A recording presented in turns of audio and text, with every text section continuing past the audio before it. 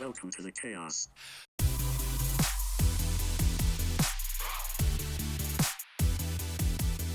What up, everybody, and welcome back to the chaos. I'm your host, Mikey Tableman, alongside my good friend and co-host, Danny J. Gomez. You're just going to keep trying a new one every time, huh? That's the original, I think. All right, we can stick with that one. Yeah. I'm excited about today's episode. I'm really excited. He's crazy. Energy for days coming through the door. Crazy. Yeah. Hospitality extraordinaire, a good friend of mine, and one of the craziest but insane work ethics out of anybody I've ever had around me, and I'm so grateful to this human being. Please welcome Mr. Jeff Coe. What's going on, Jeff Welcome, Coe? sir. He's been in the industry for such a long time, but then also he's made some crazy life changes that, would inspire a ton of people for kind of just getting himself out of a really toxic place and getting into a more positive atmosphere to make his life a better place. Yeah, I want to hear all about it. Yeah, and toxic, comfortable, really. You can find yourself in places that are like comfortable, which is essentially toxic, but then combined with, the drugs, the alcohol, the nonstop, and parties, it's a little too much. So one of the wildest things I learned about Jeff is he's very religious, as in like he carries a Bible around with him, and nothing that's awesome. I'm glad you have your spirituality, but I didn't know this, and I'd be with Jeff Coe to parties till like 6 a.m. and I'm like, I'm going to sleep. He's like, I'm going to church. I'm like, what the f- you mean you're going to church? I was like, I don't know how you go to church in that shape. Dude, tough time. Dude, sweating out demons. Yeah, that's straight up. Task of forgiveness. Like, I know I just came from somewhere, and I'm sorry. It's just pouring, beating sweat, beating off martinis. You like creeping into the back, like, Nah, man, you go right up front, right? Right up front. Just get that full, that self-reflection. It's not for everybody, but I do pray for everyone, including myself. And yeah, man, it's good to have a balance, though, in the wildness that we work in. 100%. So let's start how you got into it, because you started in the Orlando market. So let's get a quick little, how you got into the industry, what it was like for you, and what you actually do in the industry now. So I started in the industry just as a busser, just trying to get a job in college. And you learn, minimal salary, but side tips. And then from a busser, I was a bar back, then a bartender. And then I was a bar manager. And then once I got really involved in nightclubs heavily, did I really go after finding the next step. I didn't let the next step come to me. I had an affiliation with Michelle Hips, who is a big part of Insomniac DLS events and a partner with us on many, many different projects and festivals. And I sat her down, and I had an opportunity for her to come in and help me out to make her some money. And then at the end of that, I told her, but if I'm going to give this opportunity for you, it's time for me to jump into Insomniac. And verbatim, I said, I don't care if I got to dump ice. I don't care if I got to sweep decks. I don't care if I got to throw out trash. It's time for me to kind of just level up in that hospitality sphere. And that's really how I got involved with you. And The first time I met him, he was brought on, I was running an operation, and I was I was told about Jeff Coe. So I didn't meet him the next day. I'm in a different hotel. I'm doing something different. But then the next day, come to find out, Jeff Coe gets to Atlanta, and Jeff Coe wants to party. So Jeff Coe knows all the cocktail waitresses are in all the rooms next to him. So he's just knocking on doors. Who wants to party? Who wants to party? I didn't do room scheduling. That's just how it worked out, brother. So then, though, he went and knocked on some girl's door, and then found out the next day it was actually the girl I dated, because I used to like to date cocktail waitresses, which just, kind of comes back and haunts me quite often.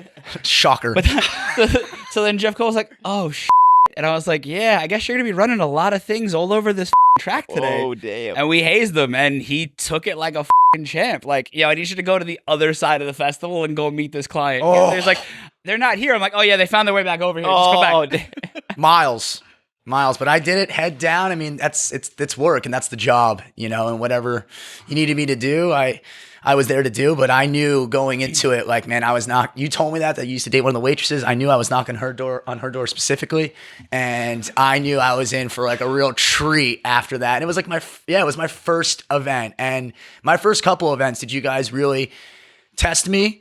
And it made my skin even thicker. But yeah, you guys really worked me down to my core in the beginning because of what I was doing around outside of the site. Yes, but then also it's like, the festival world that we work in, it's very niche, and you have to be a certain person to be able to survive. So it's like, all right, cool, we're going to put you through the ringer because this is what it's like a majority of the time.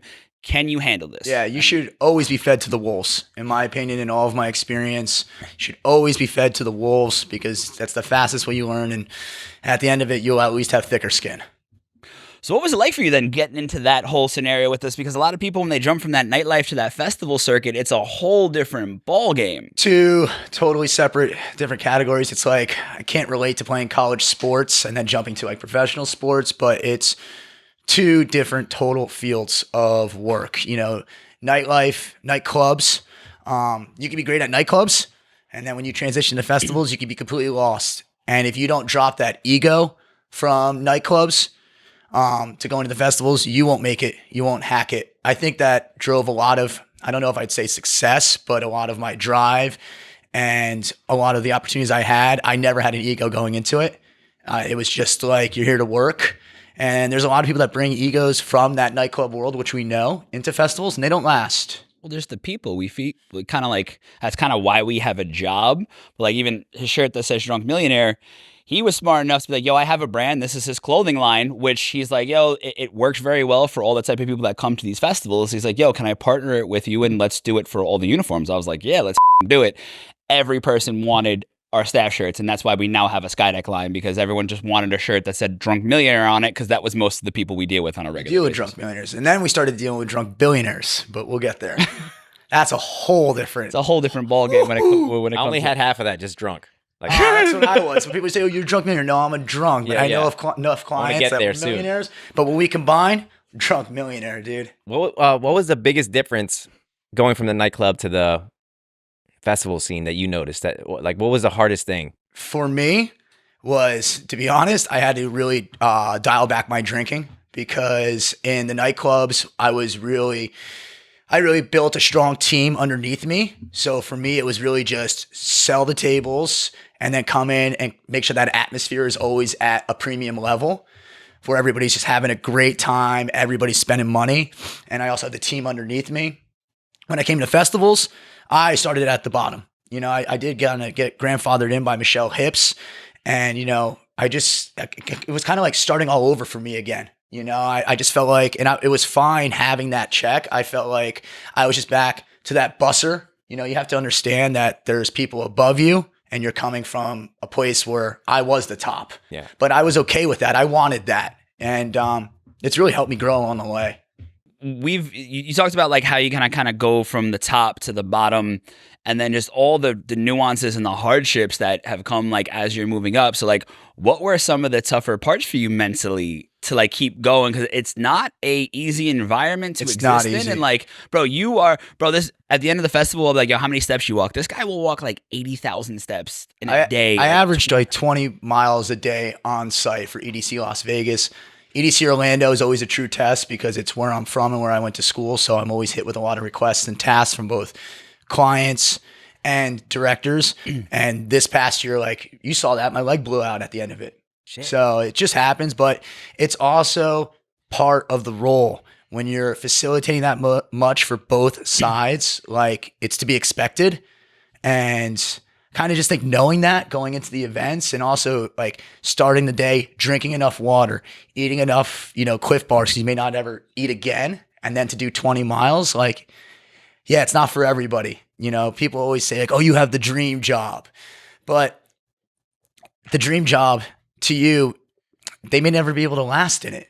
Because only seeing the 30-second highlight reel of you being at a front of house table or walking in front of a stage or with like 50 bottles of of Ace in front of you. Oh yeah, at a time. Yeah, you see the edited down version of all the other that you cut out. Yeah.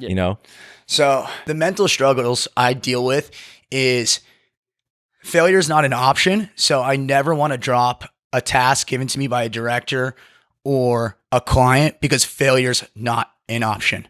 So I think that's the only mental struggle that's the mental struggle in a whole that I deal with, is that you can't even let the idea of failure coming into it because it's not real, like, to me. And I think that's a really large pill to swallow, especially when I'm trying to keep track of 30 to 40 Chinese clients who don't speak English, who want to go on the Ferris wheel or, all different parts. There's a lot of moving pieces. So, and to go forth on, I guess, more of the mental struggles is when you're tired, telling yourself you're not tired and just pushing through. And that's something that came with experience and years of doing festivals alongside with you and the rest of the team. I just created some like crazy mental fortitude over the years that like when it's like you start feeling like, no, you're not tired. The task is not done.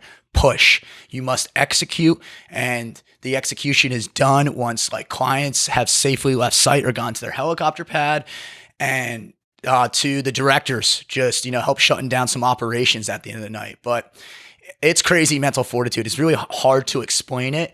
But I also try spreading that to other hosts on site. Oh, I'm tired. I'm hungry. It's like, okay, eat this Cliff Bar. You're not tired. Pound some water. Keep pushing. And, I encourage some people, like who may have, some faith in them and stuff like that. Like, I'm not embarrassed to say it. I mean, Tableman's probably seen me do it. I'll take 5 and pray on site to have that strength to push through for another 8 hours and to really get through with all the tasks, because your job is not done until those tasks are completed. And just having that mindset and repeating it over and over to yourself, do I really find like the energy to like finish? Where would you say you that came from? Like as a child, did you learn that from a parent or a mentor? I think it's from I wouldn't consider it a struggle. I consider it a blessing now. But I started working at 12 years old, and I started working with my original mentor, David Yoon, which is actually the reason why I'm back in California now, because he recruited me back into one of his programs.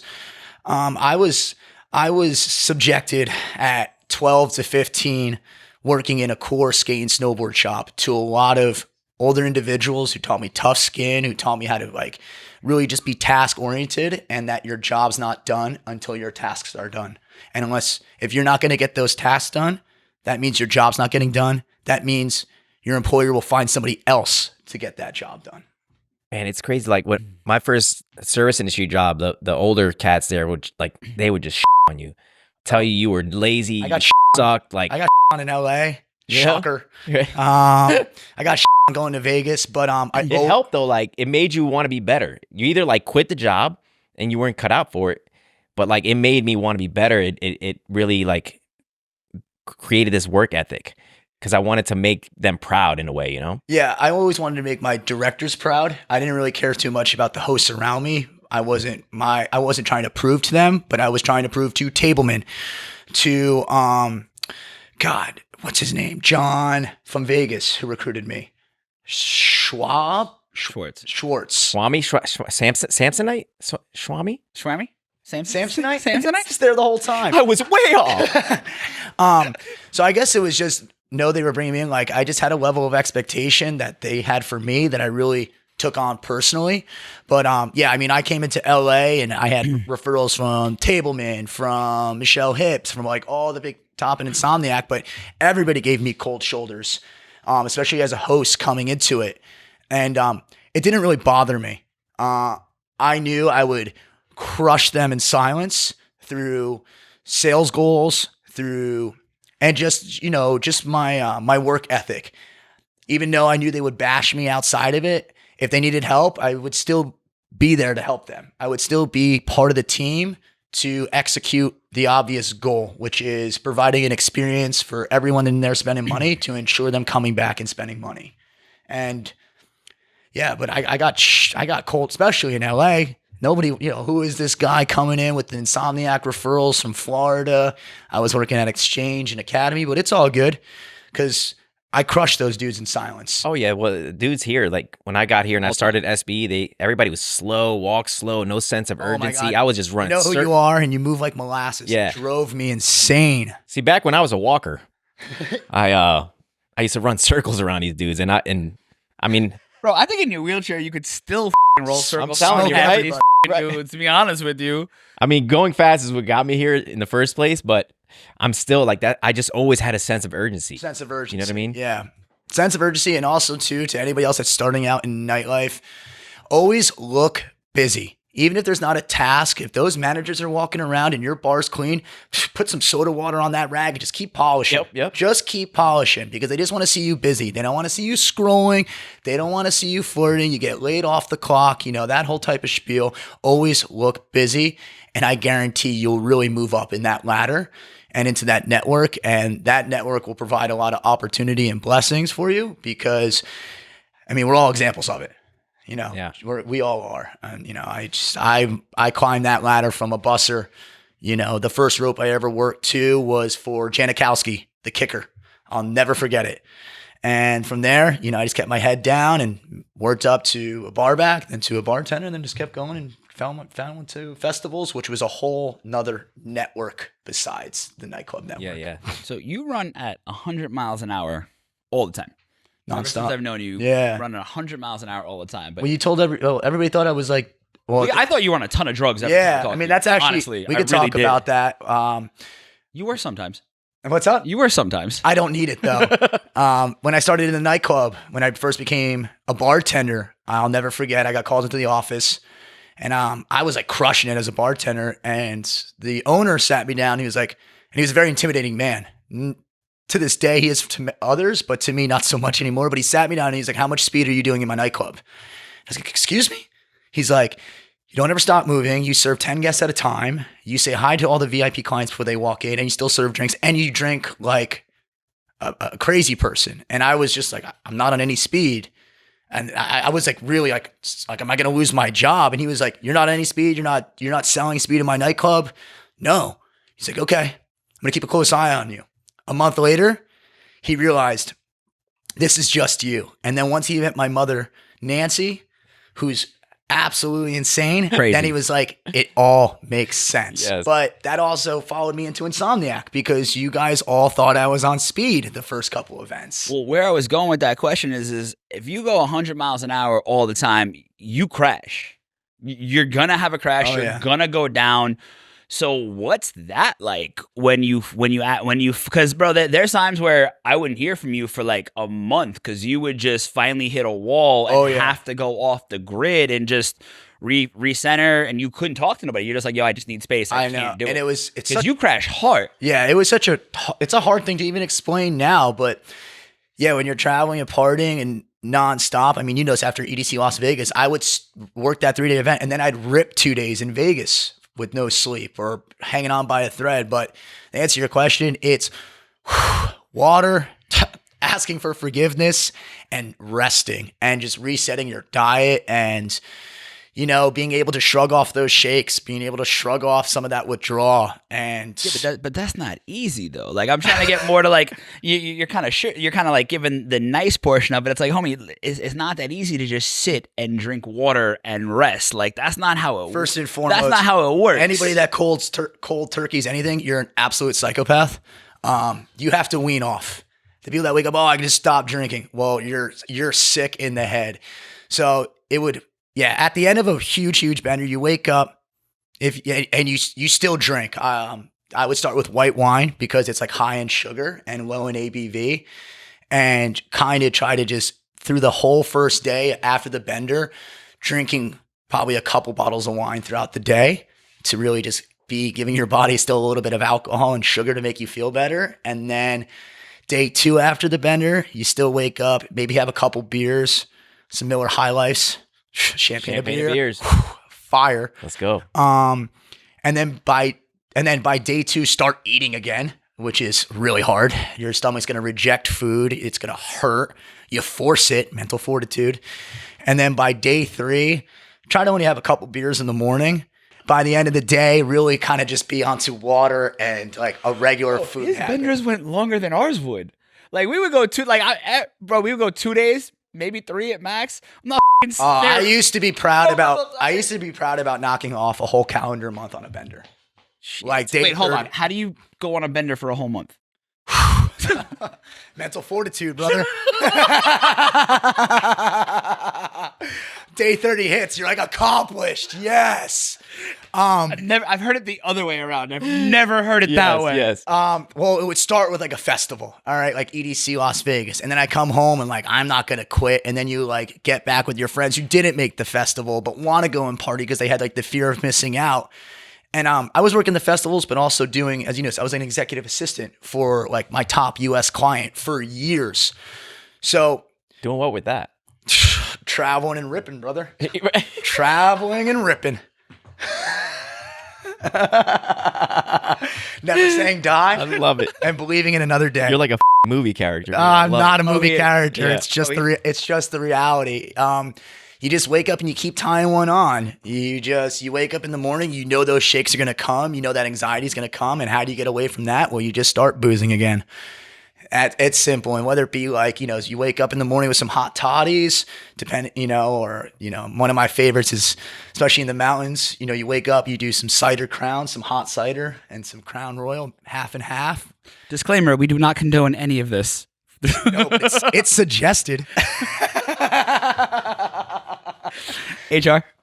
Dude, how many times I've been in trouble with HR? That's a whole nother thing. Jesus. God, I've been having so many write-ups.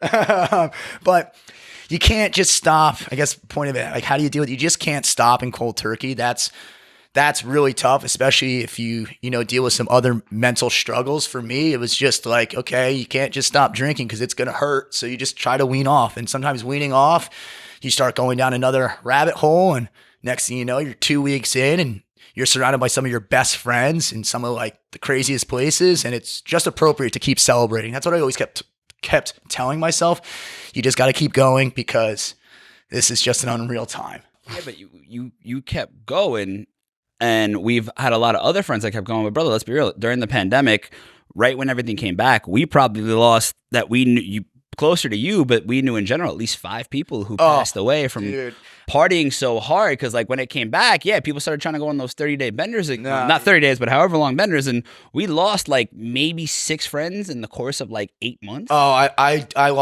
had a really tough year, 2020, as we all did. I lost 5 friends to relapsing on heroin or fentanyl. I will say, through like all of my experience, I really just kept it to drinking while others would pound X or pound other narcotics.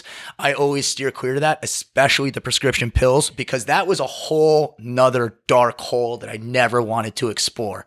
I saw friends who were addicted to Percocets, oxys, heroin, close friends from like my homies. Rest in peace to them. I had one relapse that passed away in 2020. A friend attended that funeral who was in recovery, relapsed later that night, overdosed on fentanyl. So I was always, I never wanted to mess around with that stuff. That stuff was extremely dark to me because it opened up a whole different realm of like what a bender could be. And a bender to me was like fun. As crazy as it sounds, it was fun. But once you start mixing those prescription pills and those hard narcotics to like, you could start exploring different dark thoughts in your head. And the booze was just enough for me. So I was never somebody to really go down that path. And to the people that did, we've all lost a lot of friends. That's probably the hardest part of this, working in this industry. I mean, Austin, we have so many friends who, explore the do nots too much. And then, they're not around anymore. Especially after the pandemic, because like everyone was kind of took off for a while. So like you said, most people weaned off, or even if they didn't, but everybody just came back so f***ing hard and just like went after it like they would if it was a regular, and just, yeah. And tried acting like, I saw that too, tried acting like it was lost time. That was a crazy thing to witness, doing a lot of VIPs, people getting back to the party scene, blowing more, drinking more, thinking they like lost time. Like, no, you didn't lose time, slow down. So again, everybody handled it differently. Everybody was in different areas, but it rocked all of us. And, but during the pandemic, as you know, that's when I started ripping even harder in the pandemic. That's when I started traveling with my top US client, who was my best friend. And I started really facilitating all his requests in life, and specifically hospitality and travel. So I was traveling with him full time. And that's really what got me into that dark path. As you know, I stopped worrying about my problems because it was just about my clients' problems. And the nonstop drinking and the nonstop partying eventually caught up with me. And when I had to leave the position that was a massive cash salary and travel expenses covered and driving exotics every day, it didn't cost me anything, but it put me in a dark place because I wasn't having any time to reflect on my problems. So I guess that's when I really hit my breaking point with benders. So we'll get back into that in a second, but like you're talking about, you had to walk away from it. You just did that recently. And like you did what a lot of people can't do. You hit a point and you were like, this Yeah. out. You got to get out of it. Before we get back to it, like, tell everybody that real quick about what happened to the decision you made. And you were like, I have a problem. I need to change this. Yeah. You called your old mentor and go ahead. Oh, we're talking about just a few weeks ago. I mean, this is January 19th. I had the call. I was working another comfortable job. I mean, honestly, maybe 15 hours a week, comfortable salary, traveling nonstop, boozing nonstop. I mean, I was proud to like travel around and like get kicked out of bars for like reckless habits and playing Motley Crue too loud, and like it would just start getting out of control. And when I came home, I realized like I'm not growing anymore spiritually or mentally, and it's a tough thing to admit. This is just a distraction, which is really holding me back from like where my potential could be and where I felt is. And I at the end of this last trip, my last trip to Vail, this is the beginning of this January. Like, was that the breaking point? Yeah. Yeah. It was just like 4 days of just ripping bourbon in the mountains. And I noticed like some darkness coming around, some fights between friends that may have not been caused unless we were like, we were just so severely hammered. And I came back from it. And this is like January 10th. It's like a month ago. And, I just like when I left Vegas, I just woke up and I was like, yo, this isn't fulfilling me anymore. I'm wasting time. I was holding myself in my head to a certain like standard, and I was not meeting that standard. And I called my original mentor, somebody that's always looked out for me, David Yoon, somebody that taught me the most in my life. And I called him up. I explained my whole situation. I let him know that my lease was coming up in May. And that I was looking to radically change my life. And that meant sacrificing a comfortable job, working for my best friends. That meant traveling across the United States nonstop, snowboarding to the islands. I mean, you name it. And I told him like my entire situation. I was completely honest. And he told me like, I have an opportunity for you, but it's not in May, it's next week. And so by 1/23, in 3 days, I shut down everything in Florida. I sat down my immediate family. I sat down my girlfriend. And by 1/23, and you know this, I moved here. And I wasn't even telling anybody I was moving here because I was still kind of coming out of like that realm, that darkness realm. I wasn't happy with myself. I wasn't proud of myself. I didn't tell Tableman when I first got here. I didn't tell Simon because I wasn't a proud person. But it's been like a month, and how quickly like my mindset has changed. Just changing your environment and getting into environments just like this where people are chasing after their dreams and their potential. And it's really important to surround yourself in an environment that's like that. And I'm super thankful that, Dave Young called me up and took my call and said, yeah, I'll help change your life, but you got to come out here. And you knew this in the beginning. I was like 6 a.m. to 12 a.m. the first 2 weeks coming out here, which was a drastic lifestyle change from working 15 hours a week and just boozing every day. And you're making me explore some things too, but that was mad recent. So to even talk about that. Hold on, we're gonna get back to that. So just recapping it real quick. You hit your breaking point, made the decision you were leaving, and literally you called your mentor. He's like, yeah, I can start now. I don't need you then. I need you now. And you're just like, F it, I'm going to go within 4 days. And bro, that's crazy to pick up, quit your job, change your lifestyle, move across the country. Yeah. Sit down my family, sit down my immediate girlfriend. Oh yeah, that was. So where was your head? Like your head must have been spinning those 4 days. Yeah. I just knew that there was, just like when I asked Michelle Hips about Insomniac, I always said, crack a door open for me and I will prove the rest. I felt like my door and my opportunity was closing with my original mentor, Dave. And, he's somebody who is a serial entrepreneur. I mean, you can find out online. He ran away from home at 14. He had his first business at 16. Fast forward to now, he's $1 billion producer in real estate in Los Angeles. So I knew I was coming into an environment with somebody I trust, which was huge, which made me sleep at night and digest, I guess, the decision more, because it's not even the job. I'm all about working for specific individuals now at this point in my life. And I had offers to go down to Miami, to get back into nightlife, but I didn't want to do that. It was more or less I wanted to get back with David Young, my original mentor, and somebody who really helped me learn so much from 12 to 19, which is a really important time of our life. I mean, that's the reasoning you wanted to move out here. But I was more like thinking, what's the anxiety of like, oh shit, I gotta tell my the mom. ceiling. Oh shit, I gotta tell my girlfriend. Oh shit, I gotta spend all the money to move Had to and tell fucking break my lease. Told my girlfriend on 1 year anniversary, happy anniversary, I'm moving to California. That was easy. Hold on, tell us about that one. I took her to Harry Potter World first. got weird with some wizard shit. The whole day I know in my head, I gotta tell this girl that I'm moving across the country. She thinks I'm like about to like move in with her. Psych, going to California. But before we get to that, Surprise! Let's talk about, I woke up and I felt like I was wasting my potential. And if you feel like you're wasting your potential and you're not hitting your own personal expectation, get the out. 2, I really started recognizing a ceiling, and I hate having a ceiling in any type of job that I'm doing. Also, I felt like I was just wasting a lot of valuable time because of the lack of like tasks that I had in my life.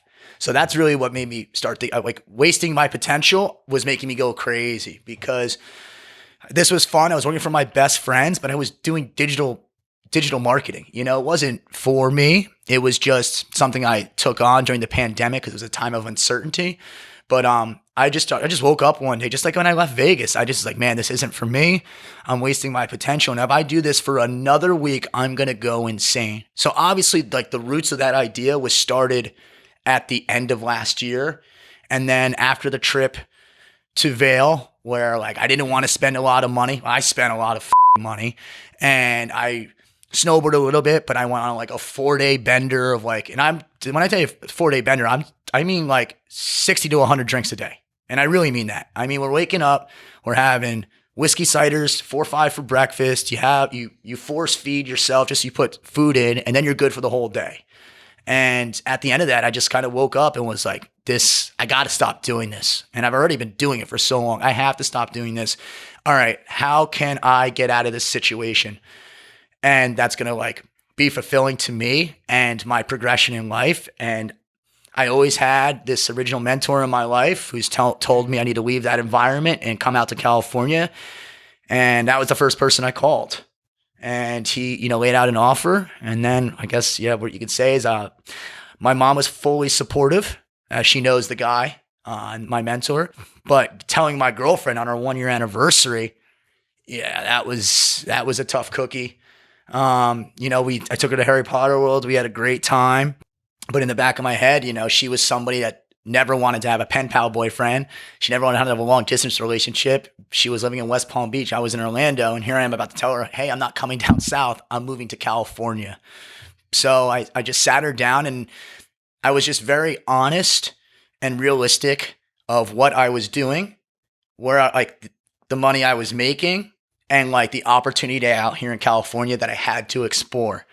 And what was great, she started the initial conversation with, if I said no, would you still go? I said yes, because it was really big for me personally. And I also know to get to like certain chapters of life and growth, that takes sacrifice. So I was sacrificing my comfy job. I was sacrificing the time I was spending with my family, which hurt me the most. But I was also mentally ready to sacrifice my relationship if it got there. Although I didn't think about that because I knew I dated a strong woman. I didn't want that idea coming into my head and energy going into that idea, because I also believe like energy in the wrong places can blossom into like terrible toxic plants.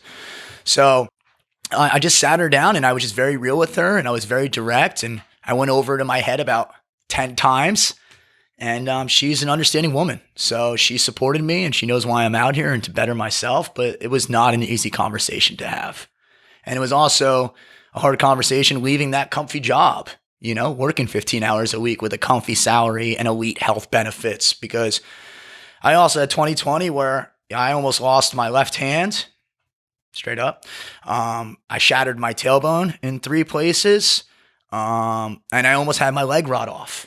And that's probably stories for a different time. But, I had I had like $120,000 in medical expenses in 1 year. And I was flagged by the state of Florida as somebody that was like trying to get painkillers because they thought I was like purposely injuring myself. So that's a whole nother thing though. Shit. You ripped too hard on that one, brother. Yeah, that was that's when I came to on the railroad tracks in Nashville, and a train was coming, and I was like, dude, you gotta get the off these tracks.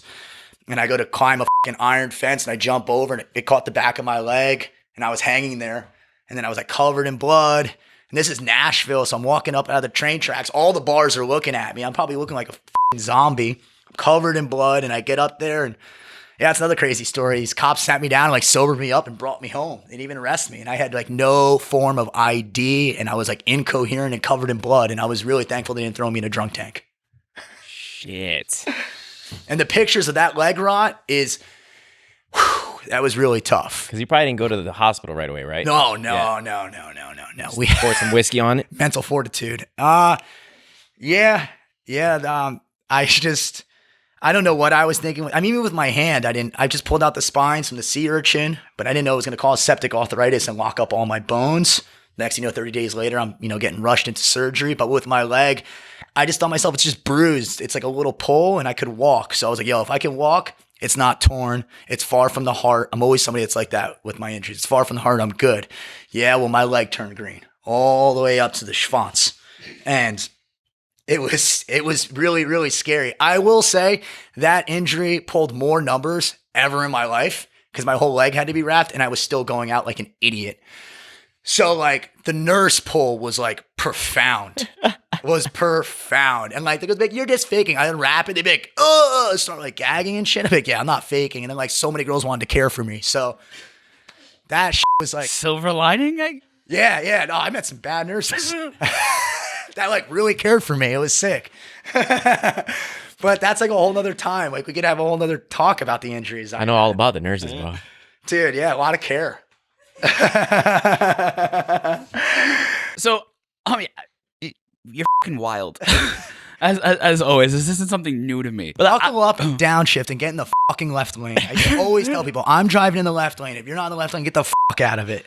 Like I was always big on this. This is left lane only. That's how it was. I'm kind of happy we didn't cross paths. Yeah. My heyday.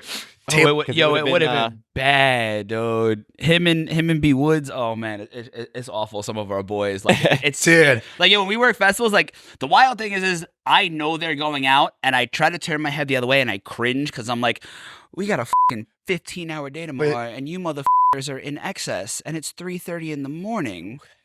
But and they'll literally, I'm like, 9 a.m. I used to get really pissed when they would go out. Come but I'm early. like, they show up at 9 early. a.m. They show up, literally 8:59, they're there. They work their asses off. They don't say a word. Now, I know inside that they are struggling, but they're not going to fucking say it, and they don't complain. So Nope, it's you like, can't. what can I say at this point? You get the job. Like, Yeah, exactly. No, you're a it's a big thing. Like, if you're going to go out and you're going to go dance with the devil, know that it's going to entail the morning after.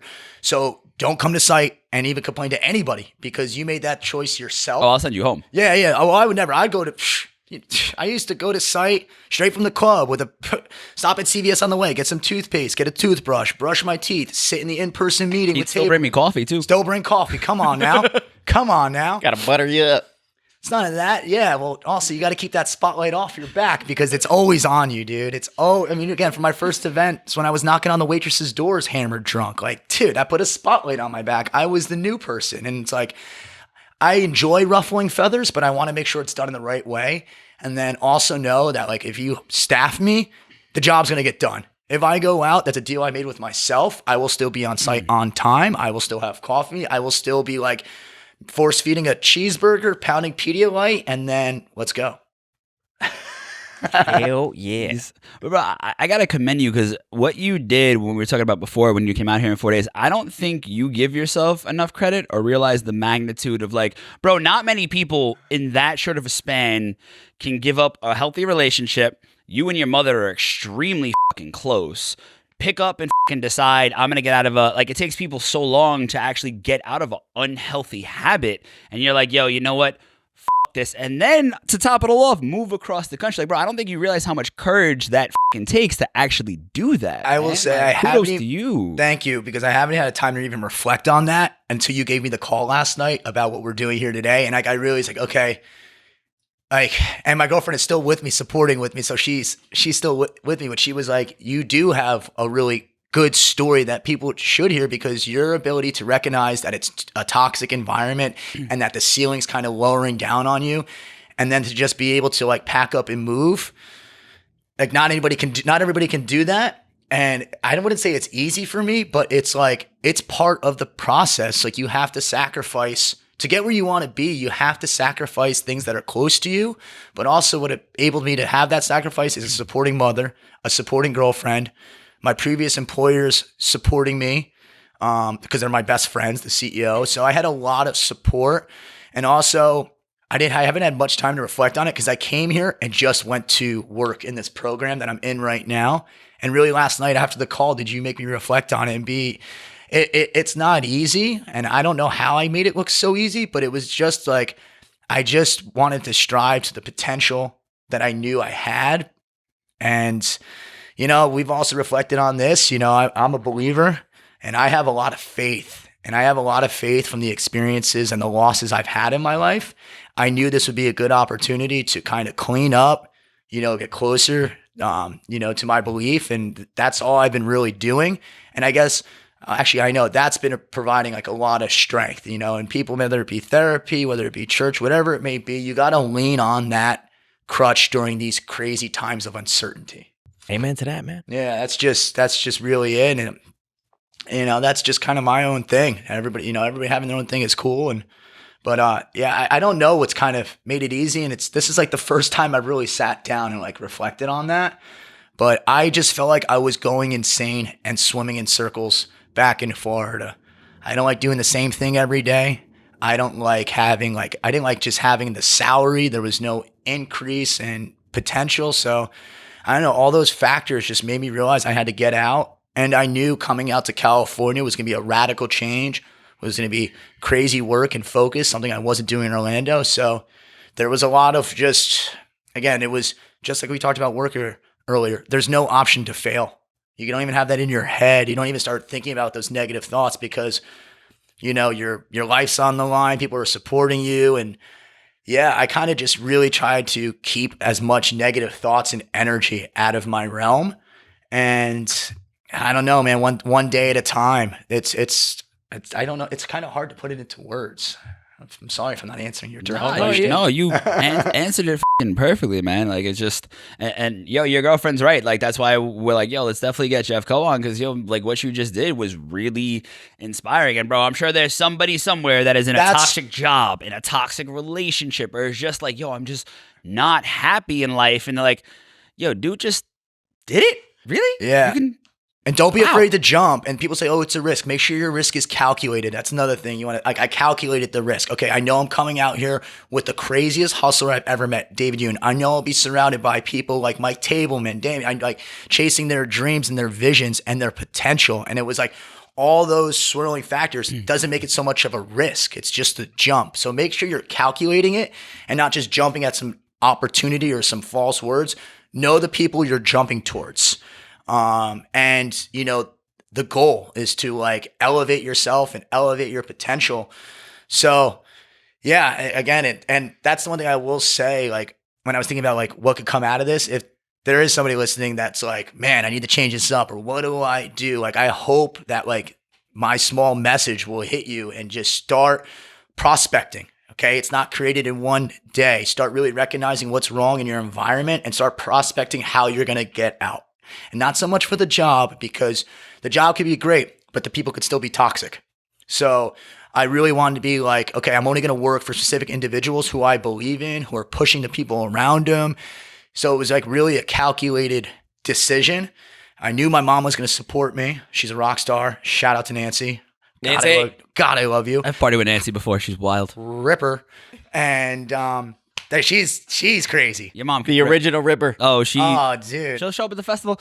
Where's my Voov? Like, hi, Mrs. Coe. How are you? She used to, well, we'll get to Nancy, but back to that, just that calculated risk again. So it's not really a risk. It's like a calculated decision that'll get you there, because there's a lot of people that are, this job. Okay, we'll start looking for other jobs, or this person, these people around me. And as tough as it is, I just left all my boys in Orlando. I left a lifestyle that we were just dude, wake up, fly, bourbon, fly more, bourbon, fly, like just non-stop. And it was a lot of fun, but you have to recognize, where am I going to be in 10 years? Are you going to live with regret? That's something too that helped my decision. I don't want to look back on anything where it's like, I didn't do it or I had regret. So I just felt like this opportunity to come back to California, because I've already been here once, was something that if I didn't explore, fast forward 5 years, sure, I'm still living that lifestyle of making like a little comfy 6-figure, whatever it may be, but I haven't grown. And I would look back like, damn, I never took Dave's offer and an offer to grow just here in California in a totally different environment. And it can be scary and it can be intimidating, but that's when you just got to really lay into whatever it may be you have, the family, the faith, and, really explore your options. But if you're not excelling and feeling like you're not hitting your potential growth in the job, there's your first sign. If you're surrounded by people who just want to booze every day and travel, and that's great. They may get to do it because they're millionaires, but you're not a millionaire. That's another thing I realized. I'm traveling with millionaires and I'm boozing every day, and they're always going to be millionaires. You know who's not a millionaire? I'm not a millionaire. So you got to take yourself out of that, which is not easy because it's fucking fun. Just money's not real. And the access to the cars that I was driving every day were ludicrous. But that wasn't What kind of cars were you driving every day? Oh, I was driving Lamborghinis, brand news, black on black, custom loaded Huracan, or my daily was the Urus. Oh, and I didn't have to pay for any of that shit. So, Jeff, you've given some great information to people, but my favorite thing about Jeff Coe and him being fucking wild is the things that I have witnessed this man do. Ooh. So, Jeff Coe, let's get into some of your favorite dude, I'll never forget, because I was thinking about this on the way. You were like, let's talk about some things that you've done that people may not know that are crazy. All right, let's talk about festivals. It's somewhere we can relate. I got blessed with taking care of a specific Chinese client. I also got stress tested that day because I was notified within an hour that a front of house table was flying in with 40 friends. I did not know if they spoke English. We didn't know if he spoke Mandarin, traditional Chinese, or English. And the front of house table was not set. I think I maybe had 2 hours, but I found 2 great waitresses on site who spoke Mandarin, Cantonese, and traditional Chinese. And I had 2 soldier bussers, and we set up with like 2 hours and even got like a liquor pole to the front of house. And I was in time to like greet him as he came in. But the point of that story is later in that day, this is like my first event, EDC Las Vegas. Shit. I mean, what is this? 2014, 2015? I have to go back on it. And I kind of just came in at the last minute. I got called on, but nobody told me about. You didn't know you didn't know what we were making you do. You didn't make me do. Nope. So the first couple of days I'm kind of just running, but on that third day I'm taking care of this huge high profile client. And with me, you just got to ask. I'll never say no. That's like, and that's a dance with the devil again. And we're going to get to that because I'm taking care of this client and I'm facilitating all his requests.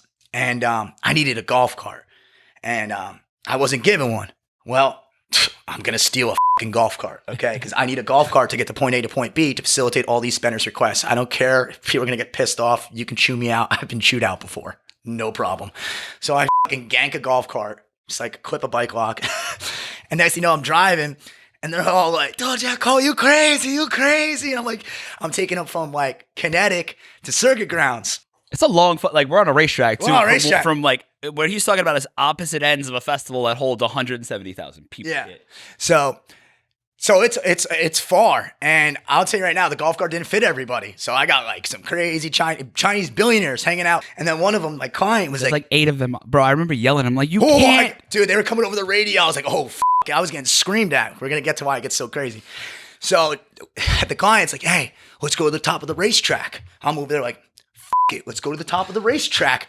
So now I know this is my first event. Like, you can't be doing this shit.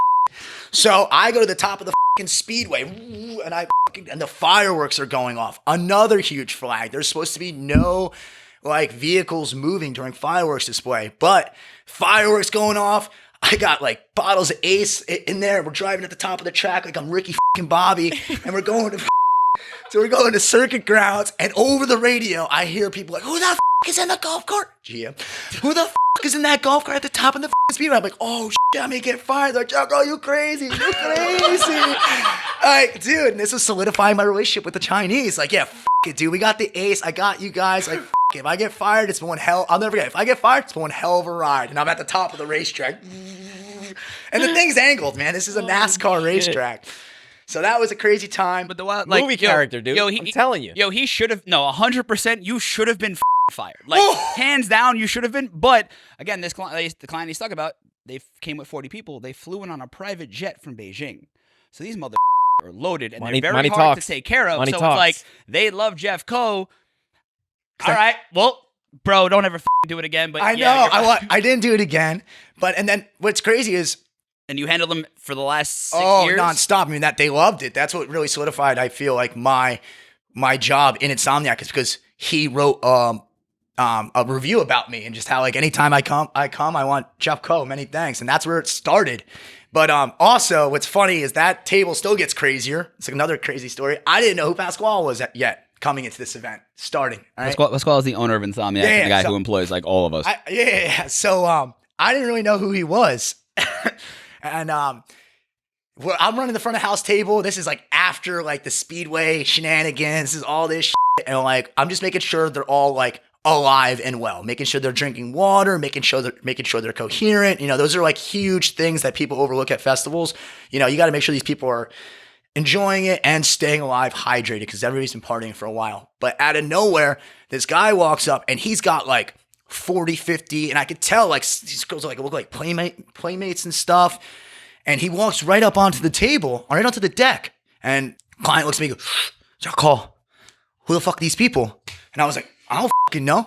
Get rid of them. I said, fucking get rid of them then. And I walk up to the guy, the lead, who is the owner. I didn't know this. It's his festival. It's his festival. And I come up, I go, sir, unfortunately, these clients have spent a great deal of money to have their own personal section, and he doesn't recognize you. I'm going to have to ask you to leave. And because maybe I've done that, I did that like in a respectful manner, he was like, okay, no problem. I didn't think anything of it. At the end of the event, because this was like at like 5 o'clock in the morning. This is like when the sun's coming up, stuff like that. Some guy comes and he was like, what's your name, kid? This big dude coming out of VIP. I'm like, I'm Jeff Coe. Why? He goes, I never seen like somebody walk off Pasquale off his own f***ing table in my life. And I go, excuse me? Like, I was like, holy shit. Like even reflecting now, I'm like, oh my God, what do you mean? He goes, dude, Pasquale walked up with Holly, all of her playmates. Yeah. And he was like, I was watching from the table next to you, and you walked him off the deck. I got to know your name. You walked off the owner of Insomniac. And I was like, oh my God, I'm going to get fired. This is one and done. I'm glad for the experience. Like, he's going to be like, who's the guy working front of house? He walked me off the deck. I'm going to get fired. I didn't even tell anybody about that story for like years because I didn't want anybody knowing that I walked off P. And then now it's so funny. We have like meetings and people are like, does everybody know what Pasquale looks like? And I'm like, after that. Yeah, you gotta know. I had a printout after that. I was like, you all know who this is, right? All right, cool. Because I'm the person that turned him away from his own table. So, and that's Did you ever get like did you hear anything about what Pasquale said about that, or? Well, people had told me that was close to him because I was like respectful and was like, excuse me, sir, I understand you're having a good time and you're, I was like, I know you're. But Paz is pretty cool about it, where it's like, I've worked with Paz long enough now where it's like he understands this is business. I'm like, yo, when we're talking, like, these people are paying an exponential amount of money. Hundreds of thousands of dollars each day. It's crazy. Hundreds. Like, so like everybody very aware of it. You know, we treat it with kid gloves, we coddle it. So like everybody's really on the same page. But yeah, I mean, if he goes out there and somebody says that to me, I'm like, yeah, he owns it. I can't tell him shit. And then they're usually like, they get excited because he's such a god in that industry where like, oh my God, Pasquale's at my table. And they like freak the out, and then they're offering to buy him bottles and like that. So yeah, I'm client first. Whatever my client asks, I do, and I never say no. And that's really what it boils down to. I used to always tell hosts, like, how do you do it so well? I go, you say no. I say go. Go faster. Let's rip together, arm in arm. Bro, that's gotten you in. Bro, there was one time he thought ripping was a good idea. He crashed in my house after a festival, and I don't drink, but I drink a lot of THC. and I smoke a lot of weed. So he's like, yo, can I have a little bit? I was like, yeah, no problem. Take some. And I turned around for a second and I turned back and he's like this. I'm like, no. He's like, what? I'm like, homie, you just drank like 150 milligrams of THC. And he's like, oh, So about an hour later, he's sitting there like this. I was used to like ripping from a bottle. So I'm like, all right. Bro, he's like this. I'm like, yo, Jeff Coe, you good? He's like, I can hear my hair growing. Dude, He missed 3 flights. 3 flights, He man. missed Three He missed the one the next morning. He slept all day, went back to the airport, went to the airport that night, fell asleep at the terminal. Yep, missed that one. Missed that. Had to Uber back to me. Missed the flight the next morning because he couldn't wake up. He was high for like 2 straight days. Yeah, I was like, that was like a sick accomplishment. You missed 4 flights like in 24 hours. You got to be up. That's another thing. In all my benders, what I always kept going is I felt like they were accomplishments. Like I really, at the end of them, like, dude, that's a sick medal. Like for like my mental head, like, Bro, dude. the way you think, man, I'm so It's glad, all about perspective. I'm so glad this episode we got an insight into the brain of a fucking. I don't even know what to They're call you anymore. accomplishments. Jeff Sometimes Coe, you crazy. Jeff Coe, you crazy. They always Jeff Coe, say you that. crazy. Jeff Coe, you fucking crazy. I say till next time, brother. Till next time, Jeff Coe. Well, Hello, sir. Yeah, brother. So one thing that we kind of get everybody out here on is you've had a crazy journey, a wild experience. What's the thing that you're the most grateful for going through all of this? Most grateful for my extremely strong, supportive mother, Nancy. I was I've always flirted with trouble and been in a lot of risky situations and expelled from a couple high schools at a young age. And my mom was my rock to always support me through it. And I'm also most grateful for is my faith and, that the Lord forgives because I've definitely had a lot of wrongs in my life. Some solid things Awesome, you're man. grateful for. The moms, dude. I'm with you on that. Wait till you meet her. Yeah. Oh, you gotta party with Nancy at least once in your life. You gotta party with Nancy at least once. Yeah, she last time I had her out at a table, a client said, "Order anything you want." She ordered this, and she's like, "How much money are you making if I order an Ace Flight?" I'm like, "I'm making money." She goes, "I'll order an Ace Flight." She orders a 3-mag rosé Ace Flight, comes out to the table, and my client was like, "Whoa, Nancy, what's going on?" She goes, "What? Can you not afford it? I'll send it back." No, I can afford it. She goes, Bro, an Ace Flight costs like 20 grand. Yeah, no, it was like 15. Yeah, it's not like as cheap as like between 50. it's a $15,000 order. Played on his ego. Smart lady. Nancy, she's sick, but yes, she's my Love rock. Nancy. Shout out Nancy. to Nancy. on that note, yo, Jeff, bro, thank you so much for being on the fucking chaos. Yes. It's been Thank you, man. exceptional. We love it. Yo, tell everybody where they can find Drunk Millionaire because your clothing brand is awesome. Drunkmillionaire.com. That's a whole other topic as well of up and down business growth and terrible partners. But I am relaunching and it is coming back. And I took back my baby, so it's a lifestyle, and both drunks and millionaires can relate to it. So That's the goal. Keep ripping that positive energy, my friend. yeah, Thank you for positivity. being, brother. Thank That's you. another thing too. If we can leave on this too, I am always somebody where my glass isn't half full. My glass is always full, whether it be bourbon or whether it be mental focus. I'm serious. You guys think I'm fucking crazy, and I am fucking crazy. You should bottle that up. Bourbon and mental focus all in one. Sounds like a That's high. like the new energy drink. But I used to always tell people, like, your glass is half empty, my glass is full, and my champagne flute is full. My bourbon, I'm somebody that always finds positivity in the darkest times, even if that may be like, holy shit, I am shaking, I am vomiting, but at least I'm capable to pour myself another glass. Oh. You know what? That's fucking inspiring. That's the reality. Yo, brother, thank you again so much for Thank coming you for on. It's having great. me. Love seeing you and I can't wait for the rest of the year. We got a lot of cool coming Yeah, up. dude, and thank you for having me. Nah, man, it was a pleasure. Danny? Yes. Oh, man. I don't have nothing to say, dude. No worries, bro. Yo, thank you everybody for watching. Check us out next time on The Chaos. Peace.